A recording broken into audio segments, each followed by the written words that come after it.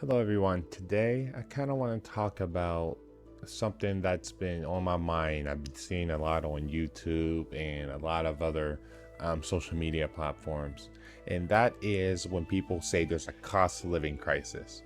Well, there is a little bit of that. There is what we call cost of living crisis. But I think we as Americans in particular are experiencing is what I call a standard of living crisis.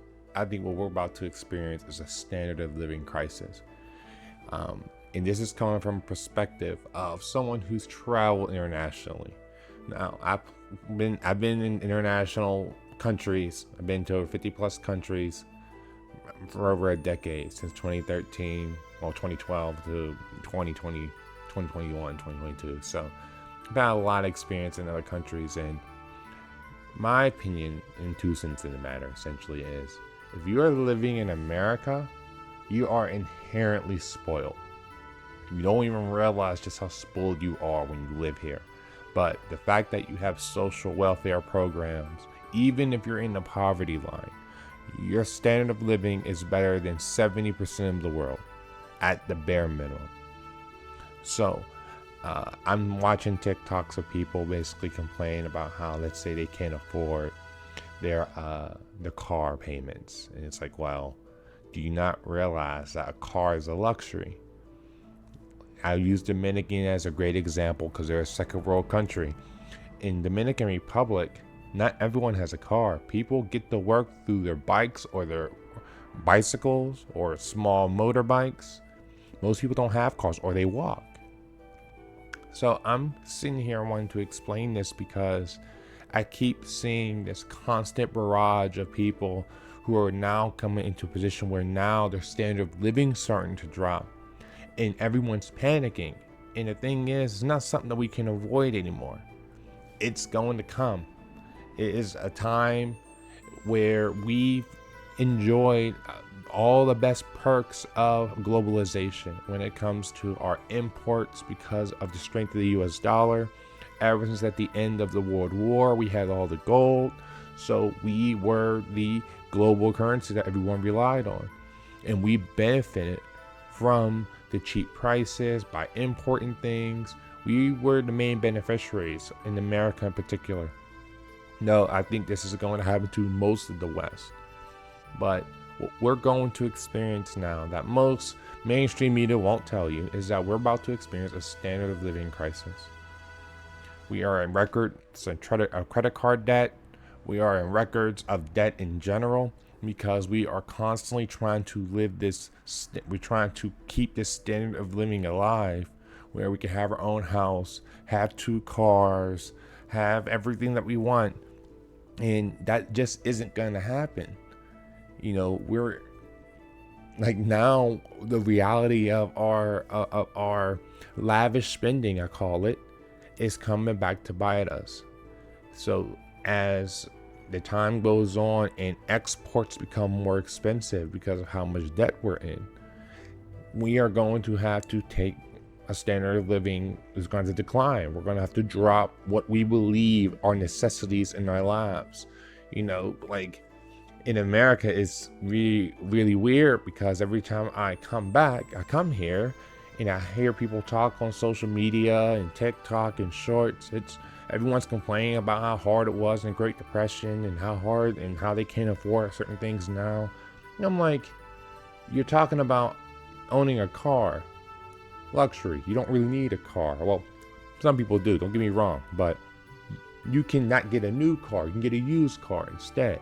But people don't want to do that. And I think what's going to be difficult for a lot of people is to understand that, come with the mindset where maybe I need to drop what my standard of living is. Because as will continue to say to people that are around me, is that Americans have had it really good. Very, very good. And because of that, we have been lulled into this false sense of security that we can have lived this type of lifestyle for our entire lives. That's just not the case. Like, it was going to come to an end eventually, and I think that's really the big crisis we're going to experience in America. I think it's going to be that standard of living. Like, you're in America. If you're in America or Canada, you're spoiled. Just know that going in. There are people who will do anything to come to this country because of all the opportunity that we have. Like, once again, social welfare in China right now, social security only pays them equivalent of like $80. A lot of their retirees have to go back to work because they can't make ends meet anymore. Like, that is in my opinion, a real crisis where there are people dying. There are people who have to sacrifice themselves because they can't pay for their children because they have leukemia, and they kick them out of the hospital because they can't afford a down payment for the surgeries. Like, that is, to me, a real economic crisis that they're experiencing. But here in America, we're pretty much shielded from a good portion of that.